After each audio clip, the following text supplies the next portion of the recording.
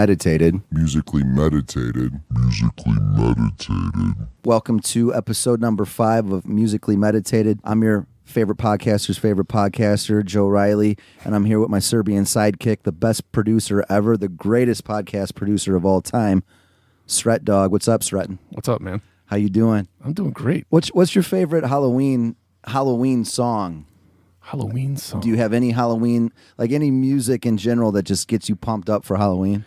Besides Thriller. These two are drastically different, and I wasn't going to say Thriller, but something much cheesier. The first one would be in the second Rob Zombie album, or White Zombie album. There was a song, Electric Head Part 2, and it has one of my favorite intros to a song ever, period. When I hear those that first minute, I want to run through a wall when I hear it. And it also reminds me of Halloween just because of, he always had creepy album art.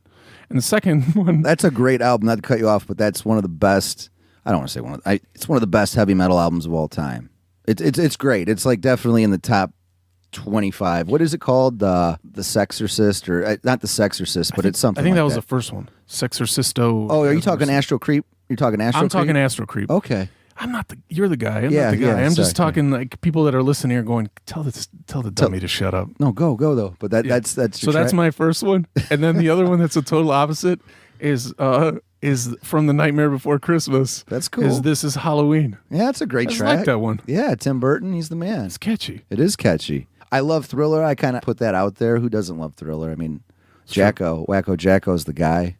One of the best music videos ever. Probably. I remember watching that when I was a little kid. Freaked out. Like, that's the first music video I remember or I recall. But the best Halloween song of all time is Halloween by the Misfits, man. You ever hear that song? I'm going to say no. Oh, I probably have. That's okay. Yeah. Anyone out there? I mean, the Misfits are Halloween to me. I'm going to get fired. You might get fired. I might, yeah. You might have to leave the green door. But Misfits Halloween, that's my jam. All right. That's my jam. It's just dirty, grimy, Glenn Danzig. I love it. But yeah, episode number 5, we were at the Green Door in downtown Hobart on Halloween night.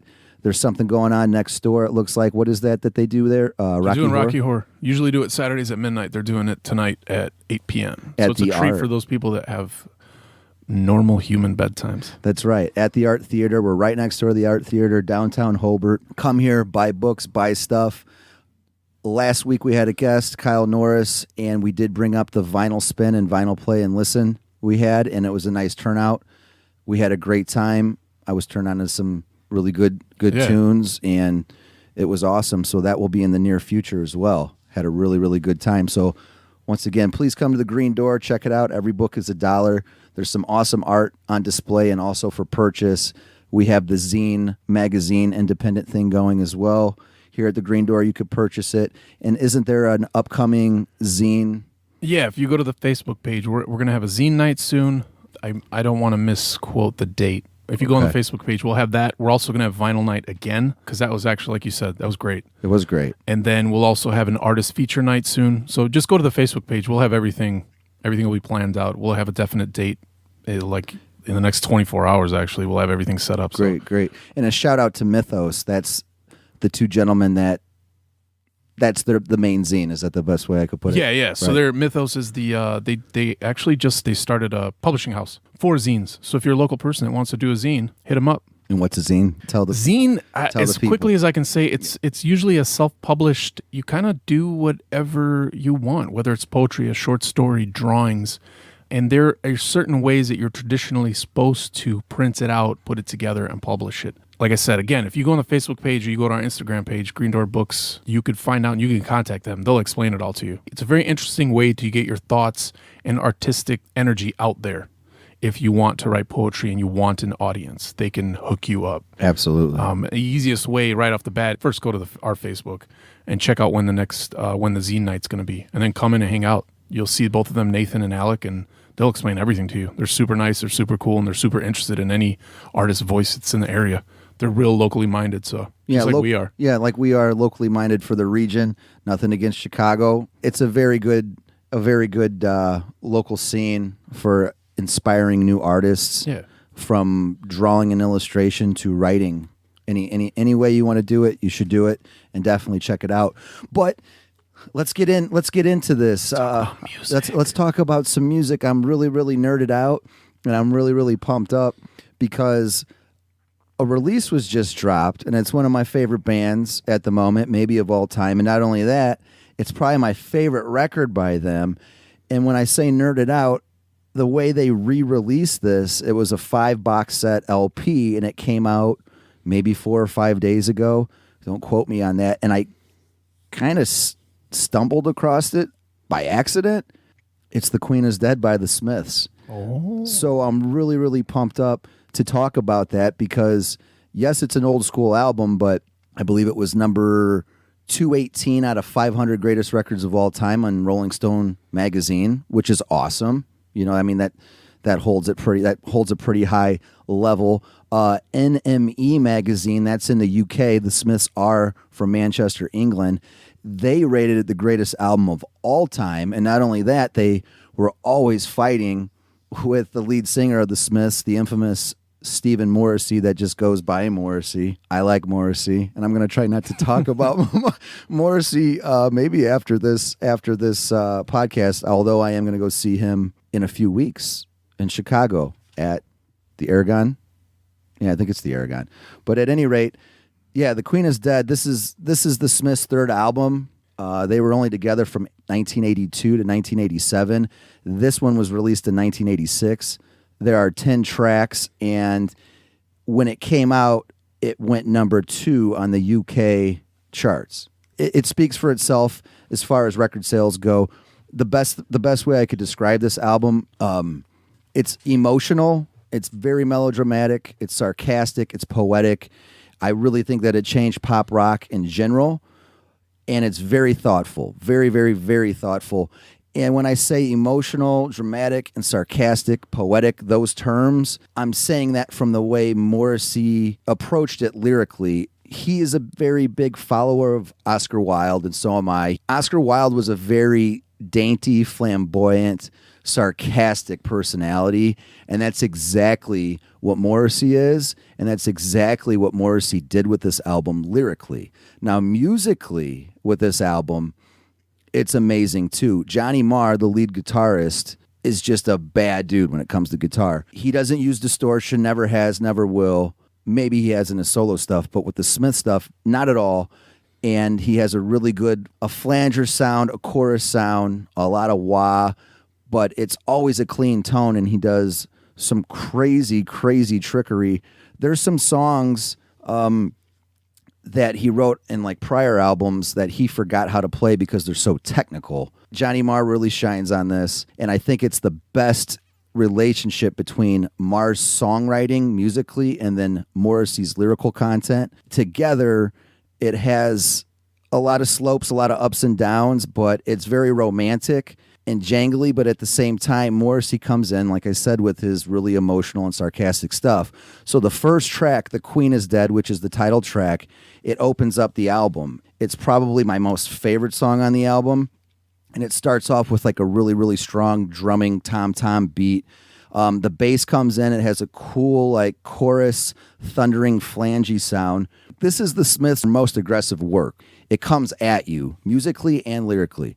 Like I said, Johnny Marr comes in too after the drums and the bass drop. He's got some awesome wah thing going on, very jangly. And the lyrics are really, really crazy with this. Like, Morrissey comes in with his crooning style. The lyrics, actually, they attack the British elite, which is really, really way before its time. It starts with the Queen as being actually hung in the gallows in front of the public, is what the song is about, with Prince Charles hiding like a coward in a dress. So that's the thing with the Smiths. Like, if you put this song on, you'll get an 80s vibe, and you'll get like a pop sensibility. And then the lyrics, the way he sings, you would never think that he was so abrasive and so ahead of his time and almost revolutionary.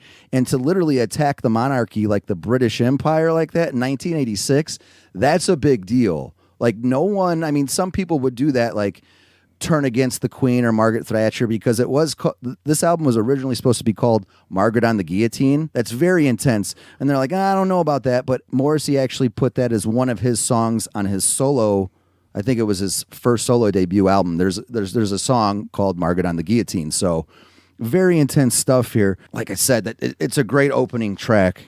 The next track that I love, it's probably my favorite Smith song of all time. It's called There's a Light That Never Goes Out. And Stretton, you and I have actually joked about this because you love the chorus. And the chorus goes, and if a double-decker bus crashes into us, to die by your side is the most heavenly way to die. And if a 10-ton truck kills the both of us, to die by your side, well, the pleasure and the privilege is mine. And it's an amazing chorus. And it's funny because this song, it's a fantastic song, and then it has this epically sad vibe, but it shows Morrissey's lyrical talent. This song is about driving with like your romantic lover and just going out and just going wherever you want to. And then he just goes so extreme, you know, because it has like this, oh, I love you, you know, like pop sensibility, and you could feel it. You could feel the emotion.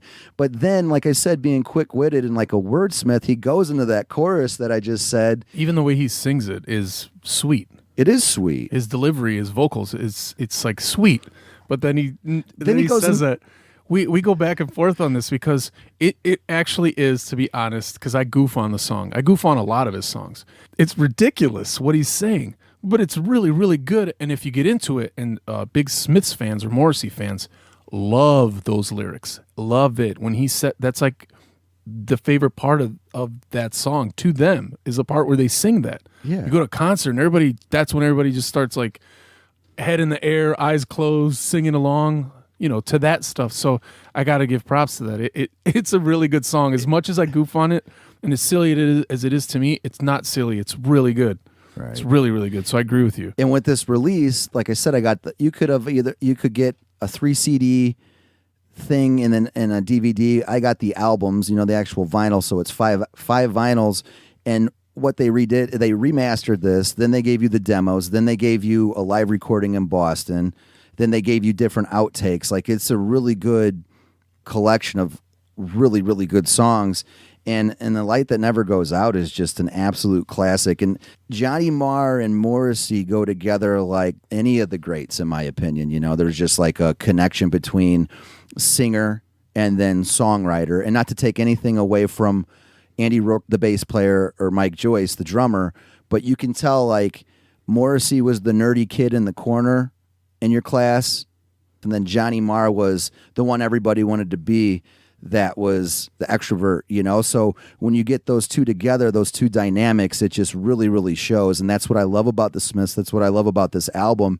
And I think it's my favorite, maybe not their best, but I think it's the best reflection of those two coming together, you know, like just like a perfect puzzle. Like, it's great. It's a really, really good album. The other track that I really like is Big Mouth Strikes Again. This was actually the only single, and this has a special message that is aimed at critics, you know, that had a lot of negative things to say about Morrissey and the Smiths, like, oh, you guys, you know, are you post-punk? What are you? Blah, blah, blah. At the very end, there's an Oscar Wilde quote that says, talent borrows, genius steals, which is amazing. It's just some really good sarcasm, too, with the lyrics here, just like Oscar Wilde. Sweetness, sweetness.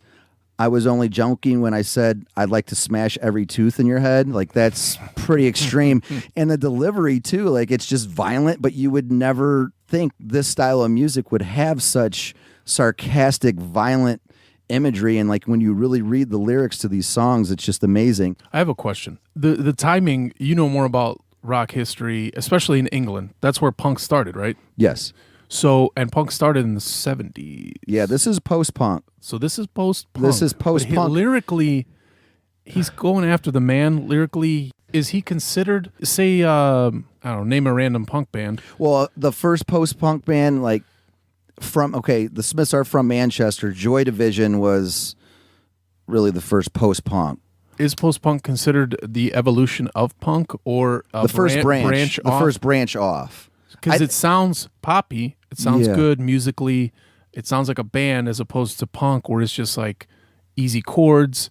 You just drum your ass off. Yeah. You know what I mean? Like simplicity. You don't have to be an awesome musician to play punk music. You have to be an awesome musician to play the Smiths. Especially right. Johnny Marr's guitar work. Like, Johnny Marr is such a bad guitarist. He has his own Fender model.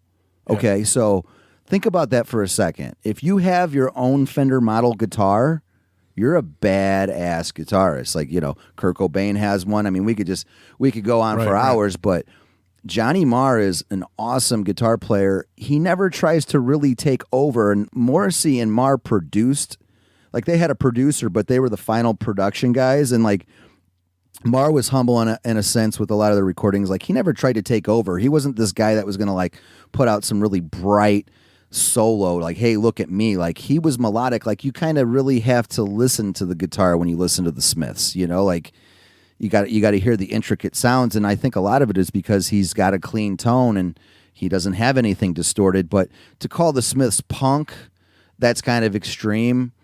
I think why they're so special to me and to others is because they came during the post-punk era, but they were something completely different. Right. Because they were rock and roll with a pop sensibility, with a punk attitude, because they didn't care. You know, they didn't care if anybody liked him or not. Right. And then with Morrissey being the lead man, he was just such a introvert in his own, he was just his own thing going on. So it took off because, you know, I know Joy Division came out right before them, and they're a whole nother band, and I'll get into them with the next review because of this band that I'm reviewing. But the Smiths, it's where it's at. So this is a really good introduction for the Smiths and Morrissey as a singer, but you just cannot deny this album. I mean, the tracks to definitely check out on here. I mean, I like basically every one of them, but The Queen is Dead title track, check it out. Light That Never Goes Out, Big Mouth Strikes Again, The Boy with the Thorn in His Side, that's Morrissey's personal favorite Smith song. So those are the 4 tracks to check out for sure. Check out the 5 LP release too on Spotify. The packaging for the record is absolutely beautiful. I love it. It's just amazing. So check out the Smiths. That's really good stuff. I like the way you described the album. It cannot be denied. It cannot. All right, yeah, moving on. Since we're on the whole post-punk topic, and really since our last recording, it's been pretty dismal out as far as the weather goes. A little sad. It's been a little sad, a little cold. You know, the temp is dropping. There was that little 3-day period where it just rained every day, and it was like 40 degrees. You remember that? Yeah, it was howling outside. Yeah. And when I went outside, it was just a regular steady rain. Nothing crazy. It sounded like chaos from inside. Chaos. And discussion about the weather is usually pointless. However, this album, okay, Protomartyr, they're a post-punk art rock band from Detroit, Michigan. They just dropped a new album called Relatives in Descent. It's a very weird album title, and it's kind of hard to remember, but Protomartyr is the band from Detroit, Relatives in Descent. I first heard about these guys in 2015. They came out with an album called Agent Intellect, but a really good introductory track to them is The Devil in Disguise, so check that out. And they did a really cool live recording on the Tiny Desk. Have you ever watched any Tiny Desk stuff? Yeah, I'm obsessed with Tiny Desk. I love Tiny Desk. So the best introduction to these guys and their personality is the Tiny Desk, their live performance. It's amazing. How would you describe the Tiny Desk real quick, Fred? It's NPR's. It's like their office. It looks like where they just do their reporting and get stuff prepped. And there's a desk that they push forward and give a band maybe 10 minutes. Yeah, they get 3 songs. Most people do 3 songs. It can last anywhere. Like each video can last anywhere between 8 minutes and close to 20 minutes. Usually it's about 15 minutes. They knock out 3 songs. Usually it's acoustic, but not necessarily. And they've had all kinds of bands from all kinds of genres. All genres. I know Chance the Rapper was on there. Yeah, I mean, yeah. It's all over the place. These guys are very exciting right now for rock and roll. With this album, this new album, they've really come into themselves and into the genre of post-punk. And with the first album, Agent Intellect, it was depressing and it was kind of disconnected, but I was able to just really dive into it and kind of get the vibe. But the vocals at the same time, it was a lot to take in because this guy's, the vocalist's name is Joe Casey. He has this really cool baritone spoken word thing going on. And it has an Ian Curtis vibe to it. Ian Curtis is the lead singer of Joy Division. I hear a lot of Nick Cave for sure. I hear some Warren Zevon. And I definitely hear some Shane MacGowan from the Pogues. I'm going to throw a Pogues reference out there and a Warren Zevon. Like this guy is embodying a lot of these different vocalists, and he has this really, really cool, passionate, original, like, I'm Joe Casey, like, this is me, take it for what it is. And if you don't like it, whatever. But it blends well with this music here, especially from the guitarist, the drummer, and the bass player. I'm going to go into some of my favorite songs First of all, there's a couple singles that dropped, and the first single is A Private Understanding, and it's crazy as far as the lyrical content. It's actually about Elvis when he was trying to sober up and got very religious. But then at the very end, it ends up with Elvis on the bathroom floor. So just to give you a little taste, so check out that video. And then also my favorite song on this album, so definitely check this out too. There will be a link. It's called Don't Go to Antarctica, and that's somewhere in Michigan. We had to Google that. So don't go there.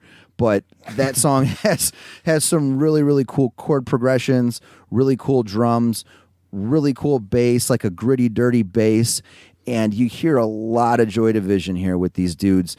But like I said earlier, they're from Detroit. So Joy Division was from Manchester, and Manchester has like a very steel mill vibe, or a very, blue collar vibe. And this Joe Casey really pulls that off. Like, these guys are very Midwestern, and I love that. And then I really like post-punk, so they're taking it in a really cool, dark direction, which I think most post-punk should go, and they're pulling it off, and they're really pulling it off with this album. Compared to their last, this is their fourth release, but the song structure is really, really cool. Like, it's not following any type of punkish basic theme. Like, they're going all over. I think that the production could have been a little bit better on this, but it's muddy, but their music is muddy at times. But back into another track that I really, really like. It's called My Children. I want to go into the lyrics too with this. This song has like a Morrissey kind of sarcastic vibe. It's all about leaving problems for your children, like whatever kind of bad decisions or whatever things you're tied onto or tied down to, like leaving it over. But it has like a really good, I'll get through this even though life kind of sucks vibe. Like, it has that going to work every day and just getting through, and he does a lot of ranting, like, my parents have passed on my problems to me, but I'm going to make it. Then it has like some really dark, sarcastic undertones as well. So it's a really good track to check out first. And then it follows into another song called The Chuckler. And I really like the lyrical content in this too.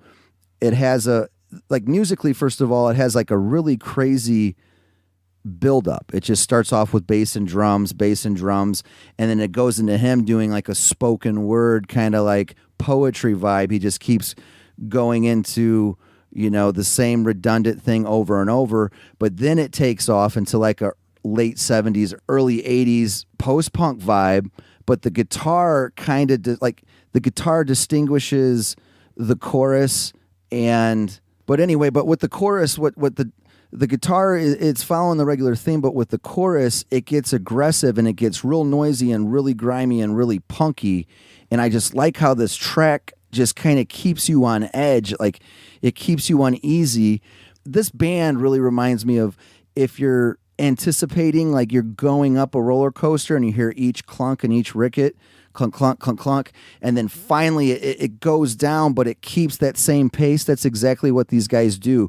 Or if you're going over an Olden Bridge and it keeps the anxiety and whatnot just keeps leading you and pulling you along. Like, these dudes do a really good job at pulling you along. And from The Chuckler, it goes into Windsor Hum, which is another great track. And then it kind of ends off to Don't Go to Antarctica.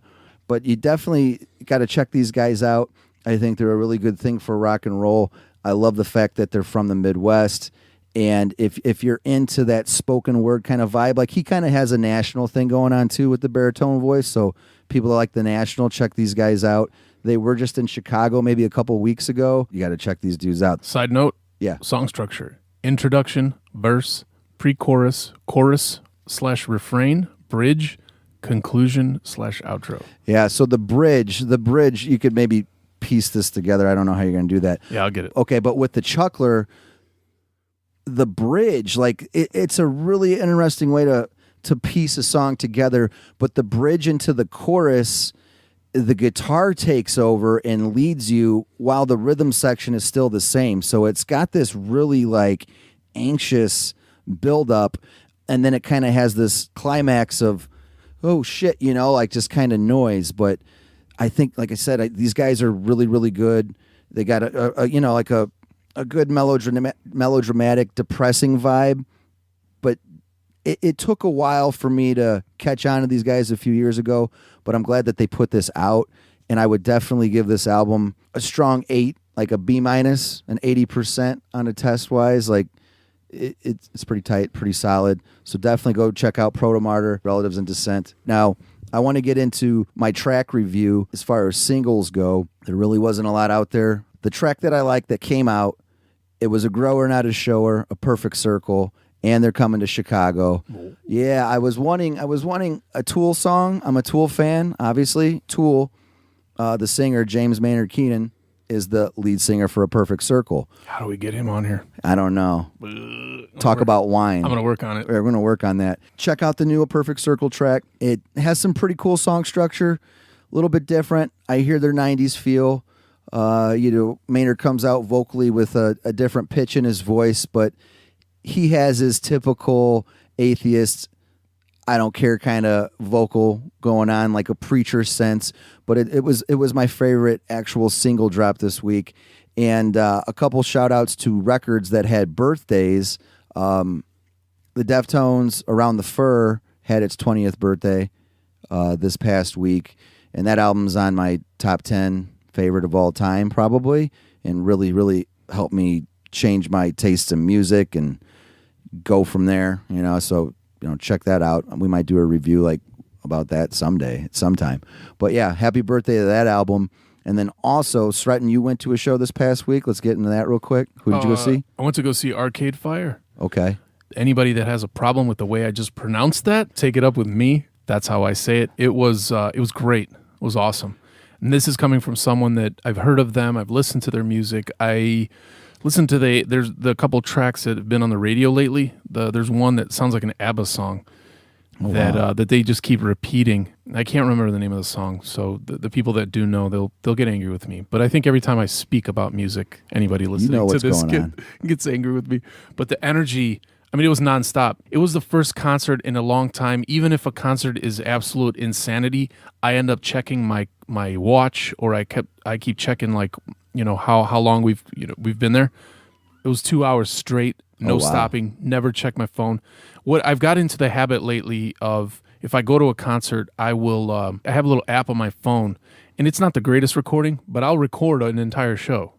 So usually I check to see where my phone's at. Like audio? You record the audio? Yeah, I'll record all the audio. And occasionally it actually sounds really good, but usually it just sounds like, audio from a phone that's in your back pocket. But I like to record it because I'm obsessed with recording, because I'm the world's greatest producer. You are the world's greatest producer. And, but it was just intense. It was great. Everything they did. They did the 360-degree stage, and it was at the United Center. We were on the floor. It wasn't as crowded as we thought. I think it was a sold-out show, but it wasn't as crowded as I thought it was going to be. I thought it was going to be a little bit chaotic. As soon as that music started, it was crazy. They did the encore, very short break. I don't like when bands play around. Like, you're coming back. You're doing the fake encore thing. Let's play the game real quick. Everybody plays that game, but let's make it short and knock it out. Their final song was like, everything about it was just great. I went with my brother and a really good friend of mine. They both were like, these guys, they play the same song when they close out every show, and it's just crazy because the entire audience knows what it is. So they sing along. And they weren't lying. It was high energy. People were going crazy before the song started playing. It was I guess an older crowd. So by older crowd, like mid-30s. So it was a surprisingly polite crowd. I went to see the Chili Peppers, which you would think would be an even older crowd, but it was a big mix. It was like a mix between I saw somebody from work, and the dude's like 50-something, and there were tons of teenagers there too. There's certain parts of the audience that it was just chaos. This was a very polite audience, and laid back. Yeah, but what it reflected was when right before they played that last song, and my brother's like, "I'm warning you, it's gonna be crazy, that last song." Man, I tucked in my shirt. I put my jacket on so I wasn't holding it. Like, I wanted to be free to jump around and act like an animal, which at a normal concert, you need to be in animal mode already. You don't be like, by my calculations, we have 9 minutes until we go crazy. So it was one of those, it was awesome. Yeah. Everybody on stage played almost every instrument. So the lead singer was playing guitar, drums, sang. Oh, wow. There's not one of that the familiar with them. They had about 10 people. They have like 10 or 12 members of the band, and every one of them played 3 or 4 instruments during the concert. 2 drum kits, but 1 rotated with the singer. It was cool. It was very cool. Very fun. Definitely want to see him again. Yeah, I know your brother played some of their records here at the vinyl party that we had, and I dug it. I just need to check out some more of their material. I myself went to a couple shows locally. This past Friday, I went to the Silver Bullet in Crown Point and went and saw Handsome Prick, and they played some new material. They're a grindcore band out of Hobart and Dyer, I would say, and Crown Point. They're a 3-piece right now. They got drums, guitar, and vocalists, and they brought it. They're always very entertaining. If you like very, very honest, original grindcore with death metal and hardcore influences, and definitely punk. I mean, they have so many different genres going on, but they are in-your-face, aggressive. I love Handsome Prick. I went and saw them at the Silver Bullet. It was a really good time, so shout out to them, and shout out to the Silver Bullet. I think that's a really cool rock and roll type of bar, but I love you guys. It was a really good time. And then Saturday, I went to Off Square Brewery in Crown Point to see Anchors, and they're a really good local band. Check them out. They're from all over to the region, but they played for hours, and that's a really cool setup. They put them in the back where they do all the brewing, so you could actually sit in the restaurant. Where they have the band set up, yeah. Yeah, you could sit in the restaurant, and it's not so abrasive and in your face. But their music, they got a little shoegaze going on, some alternative rock. That's the best way I could describe them. They got some indie tunes, atmospheric shoegaze, alternative rock and roll. Great vocals, cool chord progressions, awesome bass, phenomenal drumming, and it was a really good time. So shout out to Off Square and shout out to the Silver Bullet now out in Crown Point. I think for the styles of music that were going on at those 2 places, perfect. I've only been to Off Square a handful of times. I like their outdoor patio. If it's a summer day and you throw string lighting on something, I'm gonna drink a beer in your property. Yeah, as far as their beers, I had one of their German beers. They're a really good beer. Yeah, and it was my favorite. I didn't do any IPAs or whatnot, but I forget the name of it. I'm sorry, but yeah, definitely check out Off Square and go to the Silver Bullet. They had great prices on drinks, and it's a nice working man, blue collar kind of, like I said, rock and roll. I've done karaoke once at Silver Bullet. Oh, did you? Yeah, drunken karaoke right after a wedding. How'd that work out? It was fun. Okay. When you can't sing and you sing and get an audience, then that's the Silver Bullet. That's the Silver People Bullet. are very nice there. There you go. Maybe just that night. There you go. And now shows coming to Chicago in the area, in Northwest Indiana. I am going to a show this Friday night at the Aragon Ballroom, or Brawl Room they used to call it, but it's not as rowdy as it used to be. Shout out to the Aragon. I'm going to go see Glassjaw and the Used. I'm a huge Glassjaw fanboy. They're probably one of my favorite post-hardcore bands. They're from Long Island, New York. I love them. So every chance that they come, I go see them. They had a stint from like 2002 to 2012 where they didn't play any shows and they broke up. So they came back in 2012. So whenever they come, I go. I try to because I'm just a huge fanboy of them. In the Used, they're the Used, and Glassjaw is definitely in the same genre. They both got that screamo emo thing going on. I don't know who was before who. I know that the Used is headlining, but I'm going to go see Glassjaw. Another show that's coming up that I would probably check out, but I can't, is Slow Dive. They're one of like the first shoegaze bands of all time. They're playing at the Vic. Kid Cudi's coming to the Aragon Ballroom. Both of them are playing on November 5th. Also, Guns N' Roses, they're coming to the United Center on November 6th. Another band that I like, Turnover, November 7th, is playing at the House Cafe in DeKalb. That's kind of a newer, further place that some bands play a lot of punk rock, so on and so forth. Flying Lotus, I really want to go to this show. Flying Lotus is an experimental electronic indie guy, and he's having a visual 3D thing while he performs. It's at the Riv. That's on November 4th. I definitely want to check that out. And we got some Bone Thugs coming. You want to go see some Bone Thugs? Yes. Okay, they're playing at the Airy Crown Theater on Saturday, November 18th. Here you go, Stretton. Another Perfect Circle reference, November 24th. They're playing at the UIC. I saw them years and very many moons ago and at the same venue.